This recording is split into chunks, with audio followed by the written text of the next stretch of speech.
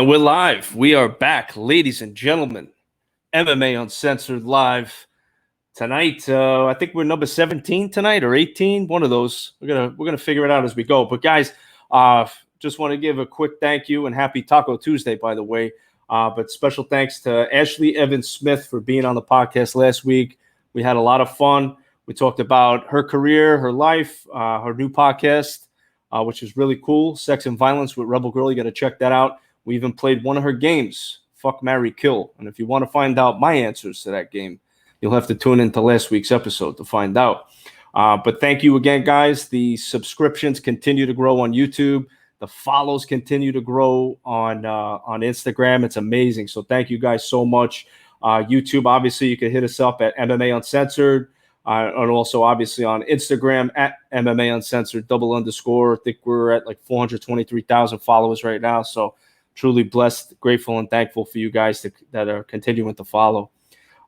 Tonight, I am very excited to talk to this man because this guy right here. He's a real success story, an American dream story, and I love this stuff. And I'm really amped to talk to him. 3-time kickboxing world champion, middleweight champion in Strikeforce, UFC alumni, actor, stunt director. The list goes on and on for this gentleman. The one and only Master Cung Le. What's up, everyone? Thank you for having me on the show. All right, it's my pleasure to have you, man. I'm a big fan of yours, and I'm just excited to have you on here. How's everything going by you with COVID-19 and all this craziness that's going on? Well, just it's kind of really annoying to be, stuck at home a lot, but at first, I really needed it. I needed a little break, right? But now I'm like ready to go. I needed to get back to Vietnam, but as you see, Vietnam has like 300 and something confirmed COVID cases, but 0 death. And been trying to get over there to meet with some investors on my new project, this film project I got going. But it's just it's kind of crazy. It's kind of crazy how the world is on lockdown. And we are, about to vote for a new, or vote for the same or new president. And all this craziness is happening. We're talking about vaccines. We're talking about all kinds of different things. It's the question for, that I'm gonna have for you and all the viewers. What are you gonna do when you can't move around or you can't travel, you can't do things without having a vaccination? And guess who's providing the vaccination? Yours truly, Bill. Got to be careful. You don't know what you're going to get in that vaccination. That's right. Yeah, it's scary times, man. It's scary times. The world, everything that's going on. A lot of divide going on right now. We're trying to keep a light head. Trying to stay positive through this whole thing. At least that's what's going on my end. Yeah. You got a project coming up. What are you working on? Well, I've written one script, and it's in a Chinese investor's hands, and I got another script going, and it's just the script is like a father and son project, and I just wanted to get with my investors in Vietnam, and got the whole country supporting me, so I'm just looking forward to getting started. In the meantime, I was just got my NRA, guns, gun training certificate. Started training some classes for people, and then the COVID shutdown happened, and then now we're doing a few privates here and there. But it's just been crazy. Just it's tough when you have to deal with people and you can't really work with big groups at once. Yeah, it's got to be tough, especially in your industry. You're an actor, stunt director, and obviously, you got a lot of extras around, a lot of people around, the production crew. So yeah, it's got to be tough on you, especially with all this going on. Has Hollywood done anything differently, like to at least still get projects moving along, or are they taking every precaution possible? I think they're just taking every precaution possible. Right. I know the bigger budget movies are going, but you got to be on the quarantine, then you have to do tests and stuff like that. So like what I'm doing is more like independent, more teaming up with some investors, smaller film, but more artistic and dynamic, where, I can really have more creative control and stuff like that. Yeah, that's big. Creative control is huge. Yeah. I do this podcast, and I love having the control to do what I want with it, So Yeah. I agree, you have that sense of freedom, and I think that's a great thing to have, especially when you're an artist, who wants to be Yeah. constrained and told what to do. Well, right now we're all being told what to do. Stay home, wear a mask, and zinc and these other antibiotics don't help. I know, man. Everybody's trying some home remedies and all this stuff. I'm grateful. At least it's cool that, like me and you, we could interact right now. At least, this is definitely following social distancing protocols. So Yeah, at least definitely. we could do things like this.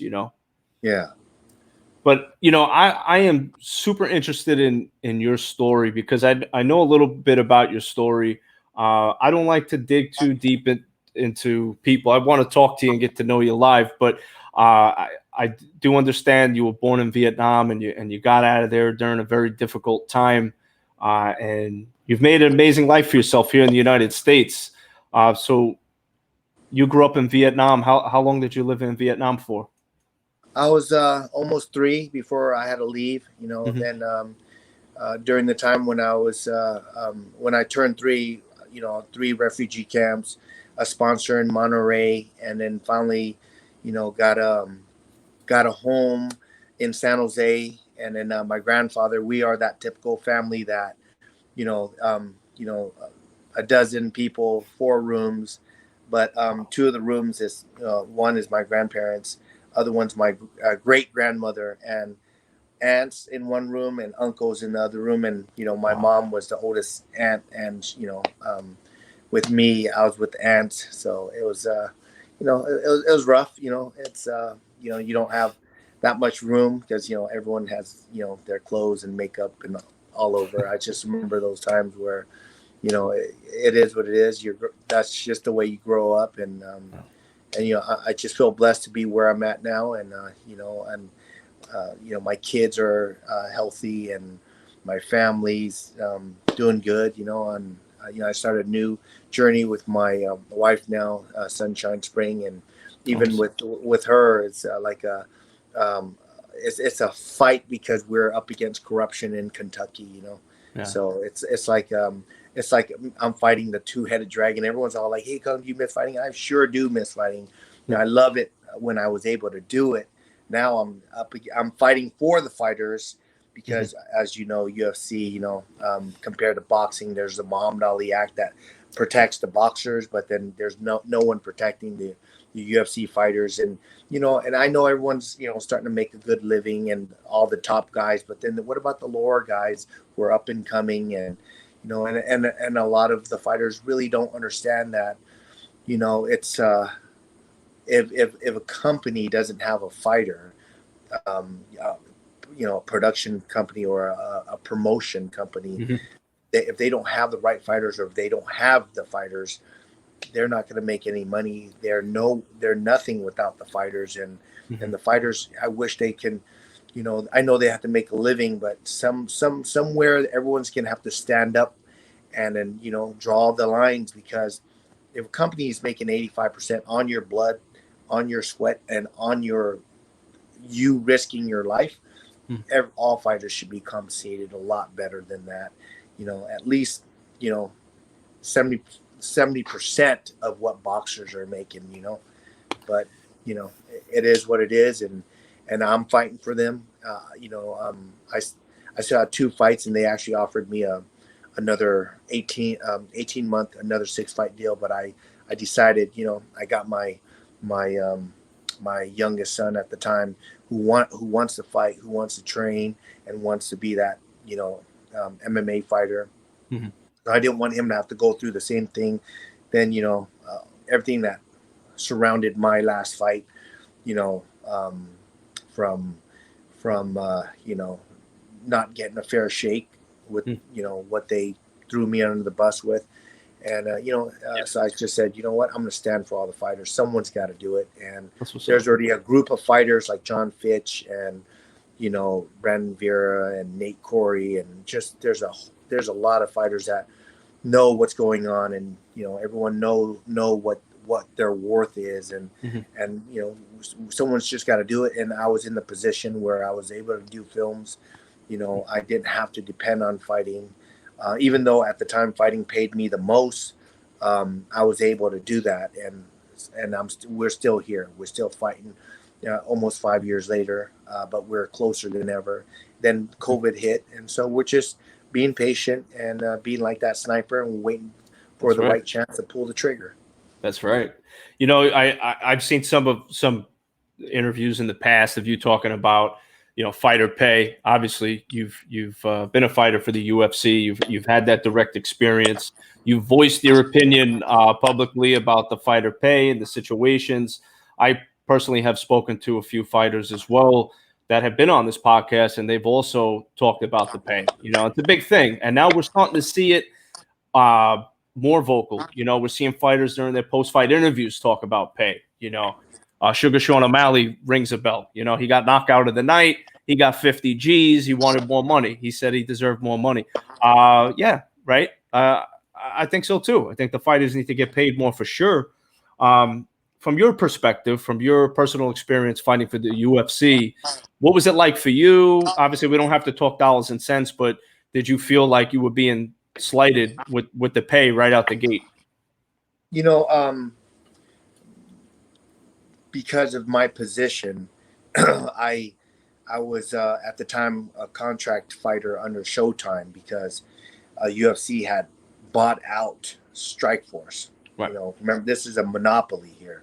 They bought out Pride. They bought out WEC, and then they bought out Strikeforce. So there's really nowhere for the fighters to go and negotiate. And it wasn't a fair market.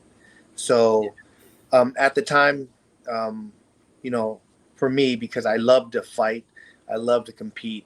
So it's almost like, if I had the money, if it was already in the bank for me, I'd probably fight for free, because I've done it for so long. I've done tournaments where I paid my own entry fees, and I paid for my own airfare, and I would travel and fight, all over the world, and represented America at the Wushu, which is a Kung Fu style full contact.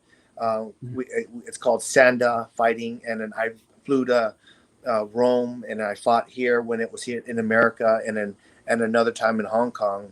And I paid for my own way. I did everything, and I raised my own money, whether it's car washes, walking door to door, calling all my friends and mom and uncles and everyone, saying, hey, help me out. I need to get to this, need to travel to Rome and fight the best in the world. And, and when I went to the World Championships, I saw, the Russian team, the Chinese team, the Egyptian team, the Iranian team.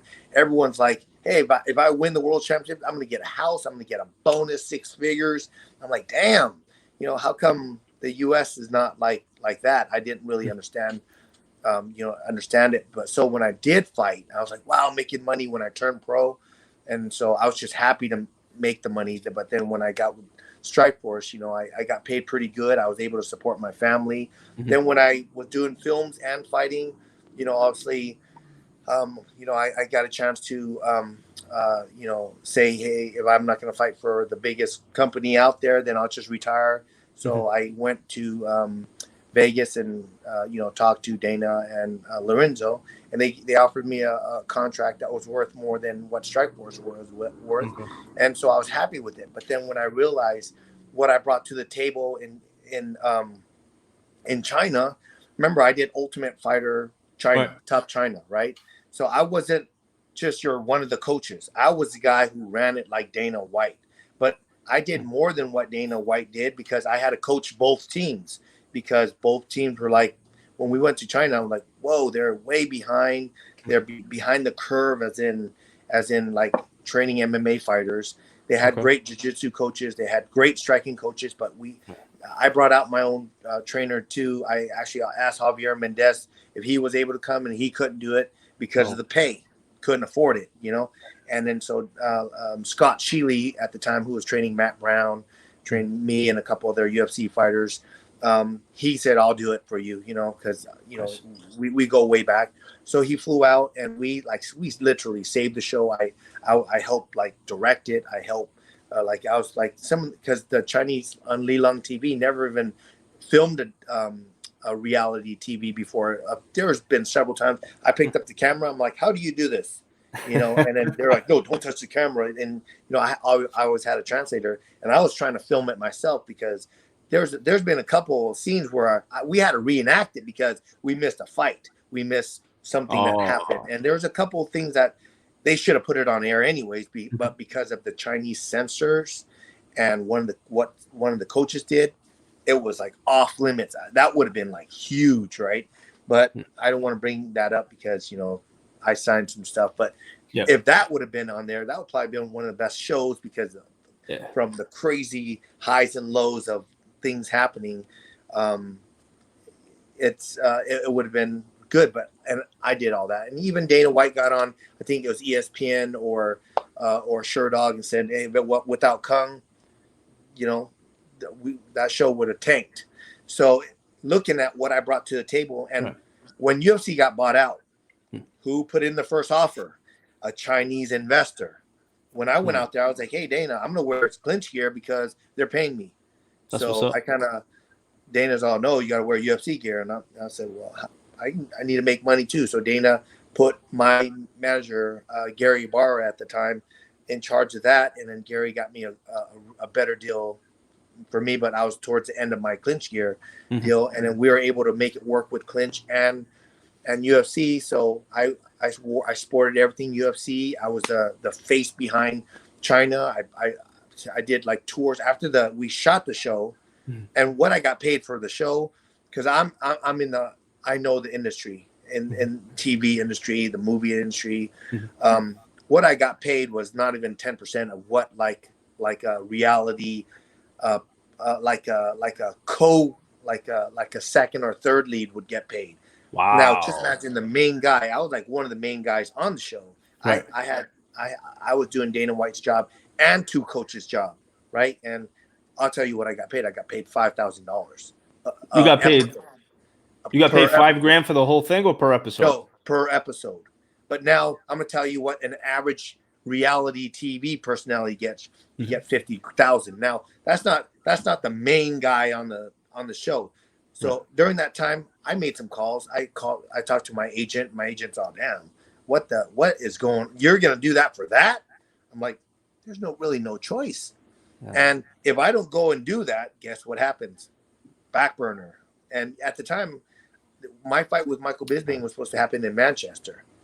Okay. It was supposed to happen before, but guess what? When the boss tells you to do something, you better do it. And that fight's off, you're gonna go do it. That's it, period. Right. So I went to go do the show, got paid what I got paid. And how I see it is, when the first investor offered $4 billion, that made William Morris and Endeavor, they have to offer a higher bid to match or outbid the Chinese. Right. Who's the face of China at the time? Me. Yeah. So it's not just me, but the whole staff that was, behind the UFC in China, but who was leading the charge? I was always put on front. After the show, how come was it Dana White doing the 10-day tour and promoting the fights? I mean, and then there was another Macau fight because after I fought Rich Franklin, they had Dong Young Kim, who was like the next Asian guy who was up and coming. Right. They couldn't even sell out like 5,000 or 6,000 seats. Mine was like, when I fought with Michael Bisping, they turned away people, thousands of people, thousands of tickets. Oh, I believe that. Yeah. So, I just felt like what I got paid, I was happy with. I wasn't going to complain, but I didn't know the dynamics of what my value was, because UFC is not going to say, look, this is what we're making and this is what, the fighters are making. This is what you can negotiate for yourself. I didn't have it. I was already locked onto the contract. Okay. But I know, hey, if you're making this much, why are we not doing this? And there's a lot of missteps that they could have done if they would have really focused on China, because China is a big market. You know, China is a huge market, and if it was up to me, I would have done a few things different. But I am just I'm I'm just their guy who leads and does everything, and over there. But it's what I get paid and what they feel that I'm worth in their own mind. So that's why all the fighters, I don't feel that they're getting paid even close to what they should be getting paid. Like for anyone in the main card, they should be getting paid way more. Yeah, I agree. It's funny, you brought up earlier, there's nowhere else for fighters to go, so there's Bellator, right? But it's not at the level of UFC. That's one. There aren't other options out there. And I think that, the idea always gets kicked around. You brought up the Ali Act, which of course that helps protect boxers, but do you ever see a union for fighters getting together? I asked this question quite a bit, but I'm curious to see what you say. There's been a few unions that try to pop up. Now, MMA FA is not a union. It's an association. And Rob Macy's the guy who's behind that. And he's the one who started this whole lawsuit with Carlos Newton, educating him what's going on, right? And Carlos Newton was a big draw for UFC back in the day. He was matched up against Matt Hughes and and just imagine back then. Can you imagine what those guys got paid? But of course, we all have our growing process, right? And then a lot of the fighters, they understand some boxers don't make shit when they first start boxing, right? But now if it's someone who comes in with a draw already, then you get paid more. But if the UFC is going to build you from the tough show and you get to a certain amount, kind of like all the champions now, it seems like every tough champion became UFC champion, but are they getting like top-notch pay? Not even close. Not even close. Like I'm looking at some of these fighters, like Usman and Jorge, they just headlined the show, and I'm sure they got some great back end. They got maybe they got some great back end, but they still don't know what they're worth because they don't know what UFC really makes for themselves, because it's already been brought out there. It's like an 85% to the UFC and 15% to the fighters. And that's all the fighters on the card. Rough. Now, that's is rough. That fair? I don't think it's fair. Definitely not. Whether they think it's fair or not, and so I've even heard some fans say, just be happy you're fighting for the UFC. Just be happy that you're getting paid, and you're getting paid six figures. I'm like, dude, we're risking our life, and you're the one watching. You're the one on the couch. You're the one watching these guys bleed and get stitches after, or have concussions after, or get choked unconscious after. You shouldn't say shit. You should shut your fucking mouth. Excuse my Vietnamese, and just watch it and support the fighters. And that's how I see it. And there's a lot of great fans because they know, they've been educated. They've been with the sport maybe from the beginning or when it first started growing, and they understand, why is the boxers getting paid? Like on one of my posts, I put a Cowboy and that Mexican boxer, Canelo.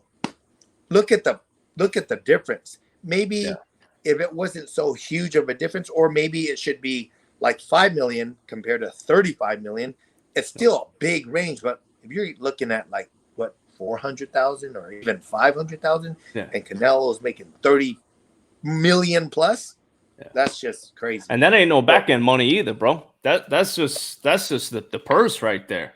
Yeah.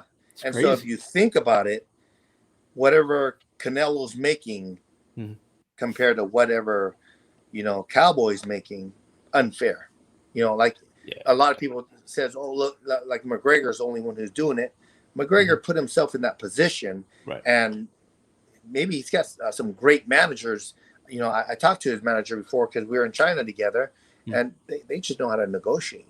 And and a lot of fighters, because he doesn't have to fight, so he said, I'll just sit out and I'll just talk shit from the sidelines and try to build my value from here. But like and he cash doesn't check. he doesn't even have to work anymore because No. of what he's built for himself. Well, and a lot of fighters Mm-hmm. don't have that opportunity to go and get a liquor brand going or have a sponsors that can pay for all their bills. Now just imagine all the fighters that get injured before a fight. They don't get paid. Yeah. But Right. But Comes out of their pocket. Here's the difference. Here's a promoter that cares. It's Scott Coker, right? Mm. The last show got canceled because of COVID. Mm. Every single one from the janitor all the way up to the fighter got paid. And I heard the fighters got paid not only their show up bonus, they got their win bonus too. Wow. That's called integrity. That's called taking care of your fighters, even though I'm sure they went in the negative after that, but that's just how Scott Coker rolls. He cares about the fighters. He knows if there's no fighters, there's no show, Right. But certain people on the UFC side, they don't care. It's all about them. And they don't, if the fighters don't do, if the fighters done all this for them and they get to this point, I've even heard Chuck talk about how he was unhappy with some of the situation that came up, so, whatever it is, that's other people. I'm just explaining what's out there on the media already. So, that it is what it is. Yeah, man. And a lot of, look, fighters train, how it is. I mean, you sacrifice so much before you even get to the fight, and then you're there. The issue that I have with it is the fact that, these guys aren't getting, aside from the purse, they're not getting much on the back end either. They got to hustle on their own for that kind of stuff. I think there should be more sponsorship opportunities for the fighters. I think there should be. I mean, I don't know how it works behind the scenes. You could educate me, but there's got to be some sort of percentage for the door, concessions, sales, pay-per-view buys. There's got to be some tiered system where these guys and girls could make some extra cash, man. Is there anything like that at all? Well, I've been out of the game for, a good 5 years now. I don't know what's new, what's not. But, back when I was fighting, I know there wasn't much. And all know is, like as an Asian character, when my character came out, a lot of Asian people played my character and there was no residuals. All those cards that was sold and collectors and action figures, I never saw. Maybe I saw a couple $100, but I know for a fact they sold more than a couple $100 worth of action figures, or cards, But like I said, it's the fighters, like I'm doing my part and I'm trying to do as much as I could, but eventually the fighters are gonna have to band together and say, hey, if you're gonna make 85%,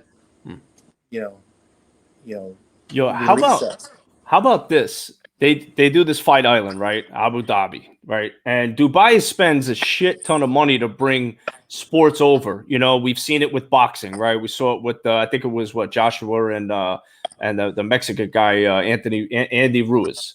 Then we've seen it with wrestling, right? They brought the Undertaker out of retirement like 3 times already because they're paying big bucks to these people. So that's the big question I have is like, how much money did UFC make from Dubai that nobody knows about, but it's big money.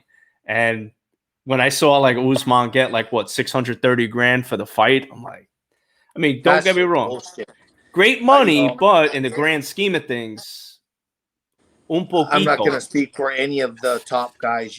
I'm sure they're happy. Yeah. I hear Jorge, he was happy with what he got, but if they understand what the Muhammad Ali Act is, it's like say you're a promoter and then there's Mark Cuban.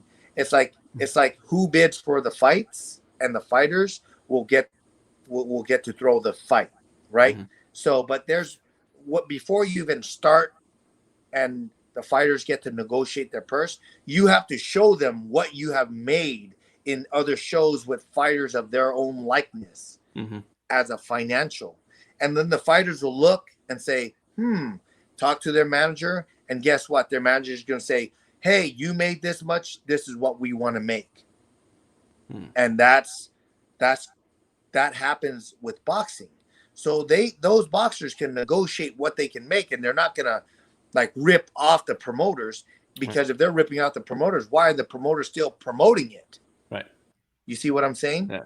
Yeah. So like even like the biggest name like Mayweather, he's making like 70% of everything. But why is the promoter still doing it? Because they're still making money. Right. There's money to be made, but it's the fighters in the UFC is not making the money.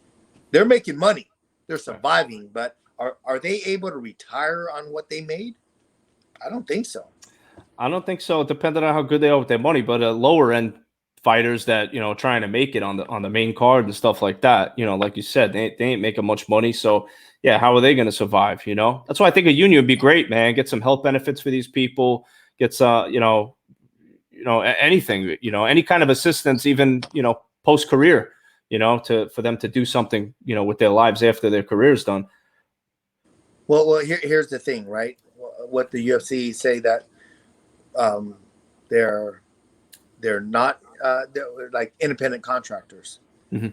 Come on now. I mean, if there's been like other where Dana said like we're like the NFL now, you know. Yeah. But NFL, those guys have they got their pensions, they got their profit sharing. You know, if they make it to the playoffs or Super Bowls, they're all getting paid more.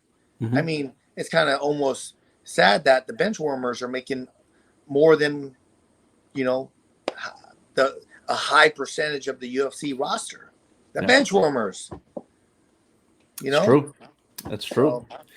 Yeah, it's it'll be interesting to see. Is there anything that you're doing actively, like behind the scenes, to get a union going or anything like that? I'm part of MMAFA. We already got over 50 plus signatures from Washington, from Congress, and you know, as we are all waiting patiently to see what this COVID,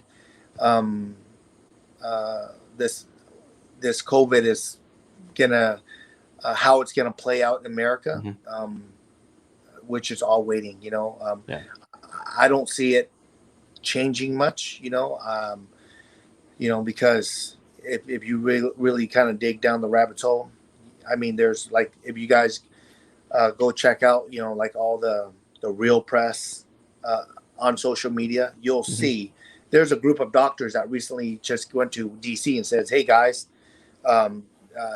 I don't know what it's. I know there's they're saying zinc and hydroxy something. It's like an antibiotic or a Z-Pack.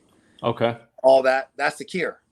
That's the cure. And these doctors have hands on like with COVID, you know, patients. And there's this one lady from Atlanta. She's a doctor, and she's like, I've had over 350 COVID patients, zero death. So it's, you know, it is what it is. And that's all from that Z-Pack? The Z-Pack and zinc, and then there's another antibiotic, hydroxy something. I don't know exactly the name of it, but I know it's the Z-Pack, you know, so.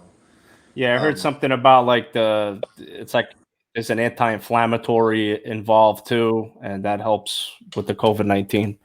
Yeah, I hear a lot of different things about it, but I did hear something about that. I didn't know it was a Z-Pack though. Yeah, well, everyone, you just got to do a little research and you'll understand. You know, and of course, it's like the flu, but I got this mm-hmm. Chart right. Here's leukemia, way on top. Mm-hmm. It kills more people in a week than all. Like, there's a list of like 30, and COVID is down there like 5th from the bottom. Yeah, I saw that the recovery rate's like 99.4% or something like that. Yeah, you know, but they're just not focusing on that. It's the fear factor. It's not the COVID factor. They want us to all be in the fear factor, and they want to mm-hmm. see who is compliant, who's going to wear the mask, who is social distancing. You know, so you know, it is what it is. You know? I know they want to control the sheep. You know, that's the way I say. Yeah. You know, they want to. And the crazy thing is, what COVID has done because whoever master plan this is to put it into, the American and at one point the world. And how come Vietnam only has 300 and something cases and 0 death, and then a lot of the other countries, that are independent, and not part of that, that one world thing that I see that's going, pretty soon. What are you going to do as if you can't travel without a vaccine? And I'm sure all you guys heard of the vaccine. They talk. It's an option that if you want it, you can put the chip in it. Come on, man. That's the mark of the beast right there. Yeah, man. You want to take that? No, thank you. Yeah. No, thanks. So what if that starts into play? What's going to happen? What's going to happen? You're probably going to have you're going to have some craziness happen. Sure. So we're seeing a lot of it now too in society, and it's distracting. We got protests, we got riots, we got obviously this disease that's, and I've seen it on the news. They'll say like other countries, they don't have the testing the way we have, and that's why our numbers are bigger. I don't know. I got to watch what I say sometimes, but I got to tell you, I'm not a big fan of this whole COVID-19 thing. I think that a lot of it is really like we're all test subjects right now. That's how I feel this whole thing is. I mean, I understand your position, but someone like me, I'm not saying it's my fact. I'm just stating other people's facts, so how can they do me wrong? I'm just saying this is what I saw, and it's on the press. It's on social media. I saw it, I saw it on Brandon Vera's site. He dropped it, and I saw the whole thing that's 45 minutes long. These doctors are out there proving their case that there is a cure. While I don't know who it is saying there is no cure. It's going to be like this forever. Well, I don't think so. I'm optimistic at least, right? I want to obviously think things are going to go back to normal eventually, but I don't think they're ever going to be the same. This has kind of gotten drawn on too long. You know what I mean, Kung Lee? So I think I think that this is more of like an adjusting period for society, and moving forward, I think we're going to see a lot of this happening. There's a lot more darker stuff that's going on out there. Yeah. If you guys don't, I mean, it messes with your head when you really dig into it. And a lot of people are like, I don't want to hear it. I don't want to see it. I just want to live my life. But man, it's like try not to turn a blind eye, because racism, crime is up. I mean, home invasions. Just recently, 80-something-year-old Asian lady got lit on fire. I mean, everything that you can see that, like you watch on the movies that has like talk about like things like this, it's happening. Yeah. And if you turn a blind eye, nothing's ever going to change.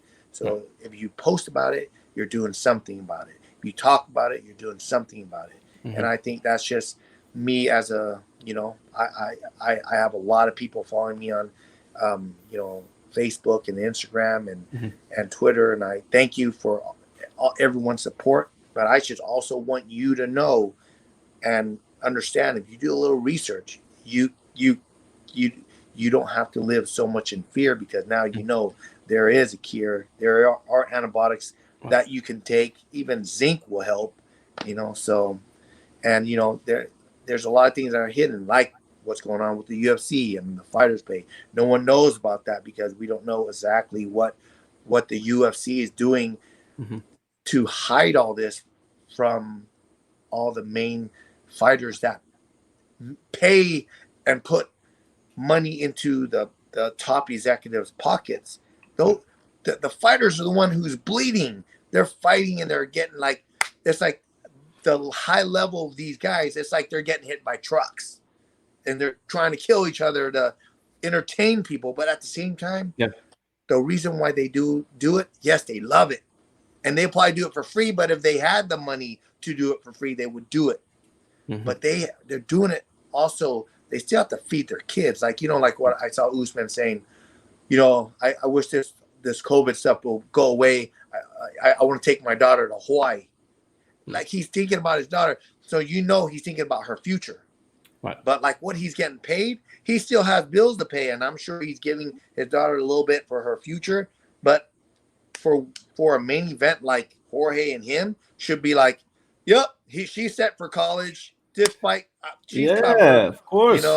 I'm just gonna be around when it's when her prom comes around, because I'm just gonna put my foot up. Come here, son, have a seat. But you can't talk like that. You really can't. You can be like, when's my next fight? I gotta keep making that money. I gotta make sure that her kids are taken care of. It's kind of sad, while all the top execs at UFC, they're set. They're buying like yachts and they're flying on jets that would cost more than all the undercards pay, just paying for their fuel to fly to the event, and everyone's flying coach.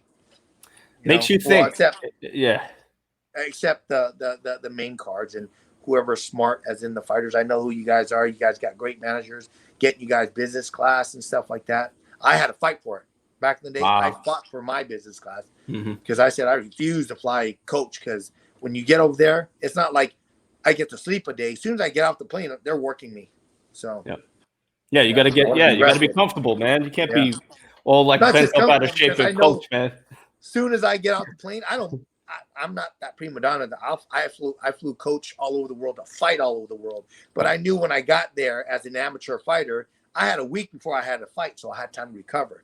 Right. With UFC, you get off the plane, you're working. Me, because in China, you go over there, their time, you get off the plane. Sometimes I'm like, hey, can we stop? I need a quick bite. There's a McDonald's, and I never eat McDonald's. I need some like chicken nuggets. I'm about to pass out. So that's, it's crazy. It is what it is. But and I'm glad the fighters are making a little bit more. But guys, all the fighters, if you guys are listening to this, you guys are worth a lot more, and I'm fighting for you. And John Fitch and all the rest of the guys, Nate and Brandon and Rob Macy, we're all fighting for you. MMAFA, we are fighting for you guys.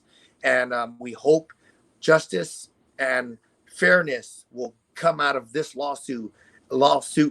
And if you look at it, it is like a group of fighters, but it says Kung Lee versus UFC. We're all fighting for you guys, and we want fairness for you guys. And I want fairness if my son ever makes it. I don't want him to fight, but man, he's that kid that wrestles and fights, and I tell him no headshots today, and I'm looking over and he's like trying to knock the other guy's head off. I'm like, oh my God. But it is what it is. But I am fighting for all you guys, and hopefully you guys get what you guys deserve, because if you guys are boxers, you guys be making a lot more, but you are not. You're an MMA fighter, and you are top of the food chain, because I tell you right now, best boxer coming to MMA, man, it's like a 99% chance that they're going to lose. Right. There's that 1% of lucky punch. Right. And it doesn't matter what weight you are. Even the lightest of MMA guys take you down. They got you down. They're going to sink in that choke or lock up your arms or snap off your ankles. It's just a different level of fighting, because when you have to deal with getting punched, kick, knee, all levels, and submissions, and ground and pound, and cage control. It's different. I love boxing, sweet science and everything, but there's two different athletes. Here's 100%. Boxing athlete. Here's gladiator, the modern day gladiator. That's what MMA fighters. That's what I am. Even though I'm retired, I'm still that. Because I can still put people on their heads. So, damn right. Yeah. Now you were inspired by Rocky Balboa, I heard. Is that true? Yeah. I used to watch all the Rockies when I was growing up. Nice. Yeah, but I definitely, because of his face getting jacked up like that, I was like, man, I don't want to do it. In my last fight, Michael Bisping did me up pretty good. My face is worse than Rocky Balboa's, and and there were some great warrior pictures. But the crazy thing is, I don't have the rights to it. You know what I'm saying? If I'm going to use it, I'm going to use it on like say a documentary, guess what? Guess who's going to have to shell out some money to use it? That's just crazy. Yeah, it is. It's my face. My bruises, my my bulges and cuts and blood. It's mine, but I still have to pay for it. It's so crazy, man. It's such a crazy industry business. the way everything works, you know, copyright restrictions, all this craziness, man. That's nuts. How old's your son? My youngest is 15, and then my oldest is 19. Okay. And which one's fighting? The 19-year-old? No, the 15. The 15-year-old? Yeah. But you know, I got them both training. We recently just got done on Saturday. I took them out, and we were in the hills somewhere in Hollister, and it was in conjunction with 911 Academy and you know, Danger Close, and then Bay Area Tactical. We all joined up, and we had this crazy trainings, and then these special forces, his Chad and his team, they literally, because I you know, they said I did a great job with my kids, and you know, there was a group, but the only team that they're going to run with is my team, and literally it was live fire. They had explosive, of course, without shrapnel, blowing up around us, and we were like, they wanted to give us an experience where if someone was on patrol in Iraq or something, right? So we're walking and things are blowing up, and we're gunfighting with live rounds, and it was intense. And my sons got to experience that, and they did a great job. You know, I can't wait to share the video. There's a couple times where my youngest, when he was peeling to the left and he was turning around, I was like, I grabbed the gun. I'm all, guns high. He grabbed his guns because he's like turning. He was so like anxious to wait. I grabbed his gun, I turned. I was like, oh shit. You know, so it was fun, you know. But yeah, I saw the picture you posted. Was that today? That picture you posted on no, IG? that was just this Saturday, you know. And okay, yesterday I was out of it. We were so tired. We were there. We left at 8:30, and we didn't get home till like 1 a.m. because, you know, like just all the different training, you know, the lectures and different scenarios, and then, you know, the different drills that we got to do, as, you know, like, you know, being in a gunfight, and transition drills from AR to handgun. And my sons got to run the shotgun, the AR, then their sidearm, and then and during that time, you know, between me and Chad and his instructors, we're breaking things down to my kids. It's about like, hey, you know, we might be doing this, but this is the worst case scenario if you ever have to use a gun. You know, usually, you know, before anything happens, the first thing you need to use is your situational awareness, right? Then after that, it's just to avoid it. If you see there's problems or issues, if you're able to avoid it, and if we're not able to avoid it, and if that person's standing in front of you, and you have to draw your gun to protect your family, you kind of did something wrong, because you could have easily maneuvered away from it. But sometimes it just happens when they're looking for it, and they pick you as the target, and you become that victim. You become your first responder, because it happens to you first. Like, you know, a lot of, like now that I'm teaching some guns, and a lot of people like, well, the police are the first responder, or the law enforcement is the first responder. Nope, it's happening to you. You are your first responder. So I'm trying to, you know, like all parents around the world, they want the best education for their kids, right? But the best education right now is survival in the world we live in, because there's racism. There's always been racism, but elevated because of the COVID and everything that's going on, home invasion. If you don't know you're being followed, you are that easy prey, that easy victim. And between Bat Tactical and 9/11, we're all trying to collaborate to spread more knowledge to people who fall easy prey, who are the sheep, and who should work on being the hard target instead of being the easy victim. Because people are now in San Francisco, this lady who had Tesla, who had 4 angles, she pulled up, and 2 guys came to, you know, to the right and to the left, and then one guy came behind her. She was just able to maneuver out of it, you know. But what if the car in front of her was stuck? She's trapped in her car, and first thing's gonna happen is that they're gonna break her window. And like, you almost got to put your mindset as, what would you do to take over this car? So naturally, if it was me, I'm already gonna hit the window with something that just smashes the window, reach in, grab her, pull her out, and then take her purse or whatever it is. You almost got to think that way so you can defend it, and what to do when it happens, you know. So I agree. Yeah, a lot of and everybody's got to be prepared. I think everybody should have a piece in their house. You never know. There's a home invasion. You got to be ready to defend yourself and your property, because we don't know what's going to happen. All these protests going to escalate. Are they going to calm down? I think it all depends on what the government wants to do, really. Well, the government really works for us. So it's how we voice and how we execute things and how we petition things. It's not about running out and protesting right now, because I think it's way too dangerous. But you can also vote, and you can also petition, and you can, there's a lot of extra things like in California. How ridiculous is that? Like I hear you can't even sing in church, or you can't even go to church, and even something with Bible studies. How is that? That sounds demonic to me. Yeah, that's like the work of the devil right there. So, and I know a lot of people don't believe in God, but then there's a lot of people that do believe in God.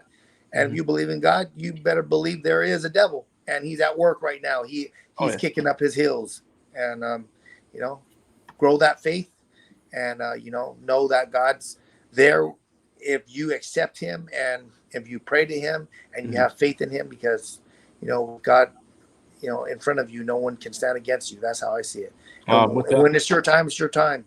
So don't live in fear. Don't live in fear. You got to live your life with integrity and to help people. And of course, you got to help yourself first before you can help anyone. But if there's an opportunity to help someone, help someone. Don't turn that blind eye. That's how I see it. And it's crazy. Yeah, I appreciate your insight on it, man, because I'm with you 100% on that. I do have. I just want to change gears a little bit. I got some questions from the fans. Sure. If you'd like to answer some. Love the fans. Awesome. I got. Let's see. I got one from Anthony Cruz. Anthony says, "Does Cung Lee remember back in '97 we were supposed to fight in MSG in New York, but for some reason the fight fell apart?" You know what? It's been a long time. There's been a lot of I've had a lot of fights that didn't go through, and I've had a lot of fights that did go through. But if it's one of those where I had to go and pay my own way, I don't remember those, because those days are long gone. I've been punched a few times in the head too.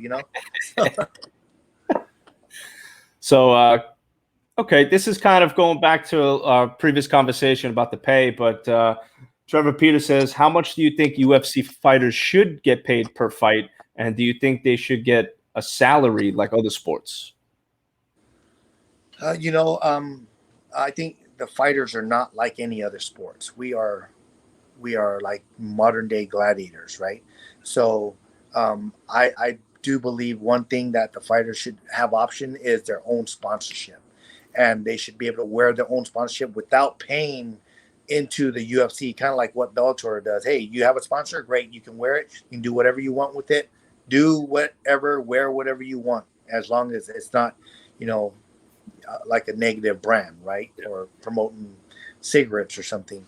But I just believe that like a fighter should know his fair value and know the market, and be able to be bid on by other promotions for a fight, for a title fight, or a champion versus champion, or a contender versus contender, or a country popular fighter from a country versus another popular fighter from a country. Whatever the promoters do now, the promoters can bid for the fights, and I think that's very important. That if they had that, which the Muhammad Ali Act would totally would work, that would happen. But as even the rankings in the UFC, and even when Strikeforce was around, none of the Strikeforce fighters were ranked. But sure, look at all the fighters now that was from Strikeforce. Right. Yeah, we're seeing even like in the bantamweight division, like Marlon Moraes, he's ranked 1, but yet he didn't get the title shot for the vacated belt. So it makes you think about that too. Yeah. What's the agenda there? Let's see. I remember when you broke Frank Shamrock's arm with your kicks. How did that feel? That fight was so intense, and Yeah. I came in really good shape. I prepared. Actually, I got a chance to like take a week off before the fight, like 3.5 weeks before the fight, because I actually had an opportunity, and I didn't get stopped. My promoter's all like, "Hey, please, whatever you do, don't get injured." I got to play martial law in a movie Tekken, right? The game Tekken. Yeah. And my part was supposed to be a little bit bigger, but since they kept pushing, it got to a point where I said, I'm not gonna be able to do it if we don't do it now. And I said, I only got a week. So they shot all my scenes out in a week. And the last day of the shoot, because we were doing the fight scene, Mhm. early in the fight scene, I got clipped and in 21 stitches. And, I continued through it, pushed through it. Then after that, I went to get stitches and I flew back home. And then I had brought Javier Mendez out with me, but he already had left because the last day he says, we're not going to be hitting no pads. I'm going to fly home because there's other fighters that he had to, attend to. Mm-hmm. So when I got back, he's like, what the hell happened? Why? I didn't see stitches the day before. I was like, sorry. Accident. Right. So, but I did from that because I got a chance to rest and I trained so hard up into that time. And by 3.5 weeks, I didn't get a chance to like really spar hard. So my body was fresh. I didn't even feel tired. I was like, every round I was ramping up and I was getting stronger per round. And, it was one of the most amazing fights. I just remember the one thing that I do remember is like, I started out with some wheel kicks and Frank tipped me over and ducked underneath of my wheel kicks. I come back. I remember obviously, I told you no wheel kicks. How come you're doing wheel kicks? I said, I couldn't hear you because it was like deafening. It was so loud. He's like, no. I told you beforehand. I'm like, okay, sorry. He must have hit me really good. It was funny. It's the banter that we had back and forth. He's all, no, just go out there and score points. And I was like, I'm gonna try to break his arm. And in my head, I was thinking that, and guess what? I broke his arm. Broke his arm, man. Yeah. Wild stuff, man. Such a great fight. What movies are you working on right now? Well, it's been about 2 years since I've worked on any movies, and I've turned down plenty of projects. I just feel like, 2 years ago, I on this site where there was a lot of voting going on, and Donnie Yen got best hero, and I got best villain. So I feel like, man, what am I going to do? Am I going to continue to be this villain and play the Yakuza or the Chinese mobster or the villain that everyone kills? And I said, no, you know what? I'm going to learn how to write. And at that time, I already started learning. And I said, I'm going to produce my own projects and I'm going to do my own thing. And if the right projects from Hollywood or an independent production comes up, then I'll do it. And there's been projects come up, but I just haven't had a chance to enjoy any of the reads for the characters that they want me to play. So I just said, you know what, I'm in a position where I don't have to take anything, so I'm not going to do it. And then I think my agent's mad at me that he hasn't like called me or anything, so no big deal.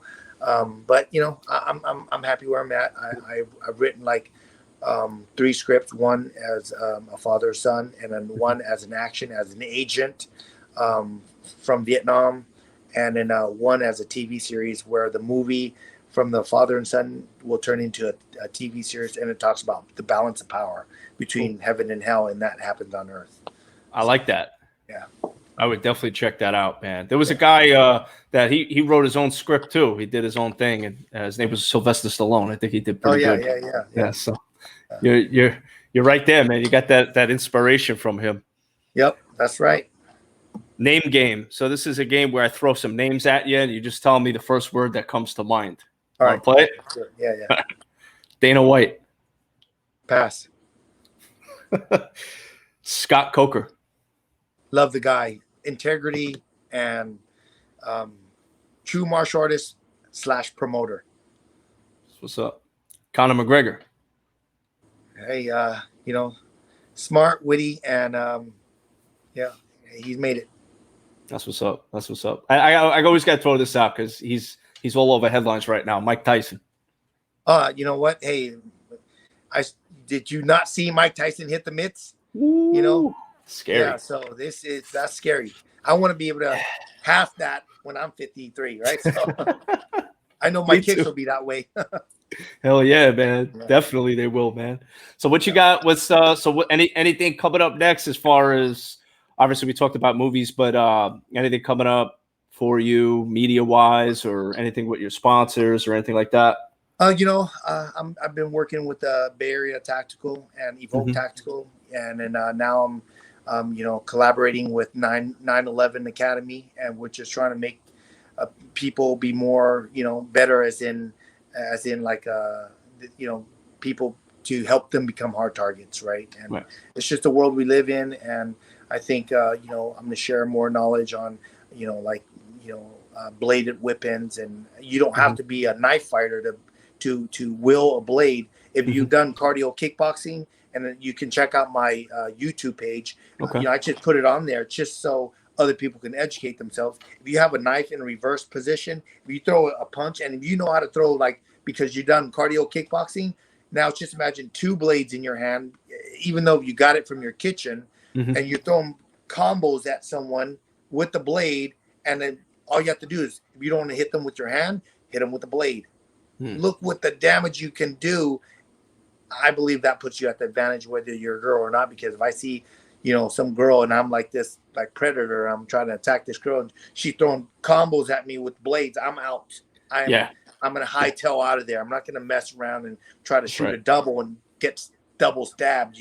So I'm with you. and then I got my own line of pepper spray coming out. It's a military grade. It's called Fight or Flight, kind of the same as I have an Instagram handle called Fight or Flight Official, and then we a lot of people don't want to fight, don't want to carry a gun, so you might Hmm. as well carry. We have big, like, fire extinguisher pepper spray type. You walk around, you definitely you're gonna make a statement. You're walking around with that, because Wow. and that shoots far. Even if wind is going against you, that will hit someone. Wow. So I got that coming out, and that's in conjunction with Bay Area Tactical. So my partner, Dennis Ho, he's always always one to give it a try, and always taking care of me. So I appreciate everyone from the Bay Area Tactical side, and Evoke Tactical, and now 9/11.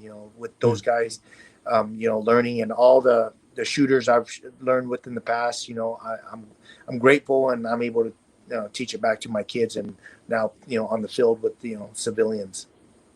Yeah, text me the IG handle. I'll check Okay, that out. I'll share some of the posts on my platform for you. awesome. Thank you very much. Yes.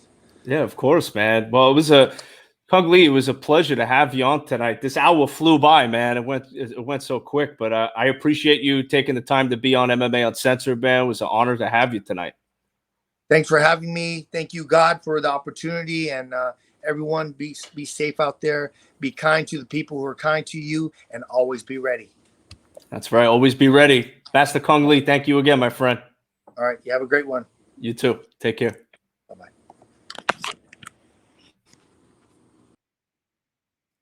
Ladies and gentlemen, Master Kung Lee, the guy, amazing guy. What a fun guy to talk to. I really enjoyed myself tonight, and I hope you guys did too. I'm sure you did. Very knowledgeable man, very accomplished, and I love these success stories, man. They're unbelievable. Shout out to sponsor Hemp Boca, baby, for all your CBD needs, baby. They are the number one in the game. You got to check them out. They got this post workout massage oil. It's unbelievable. So after your training is done, you get your girl or your guy to rub you down after. I promise you, like new. I do it. I take it. You got to do it too. So check them out. And if you use coupon code MMA, you get a special discount from yours truly. So you definitely want to check that out. Again, it was a pleasure and an honor to have Kung Lee on. Next week, we're going to have something very interesting. So stay tuned for the announcements. But guys, happy Taco Tuesday. Hope you enjoyed your tequila and tacos or whatever you're doing tonight. Remember, masks, hand sanitizer, wash your hands, social distance, follow all the rules, guys. Follow those rules. All right. Have a great night, guys. Take care.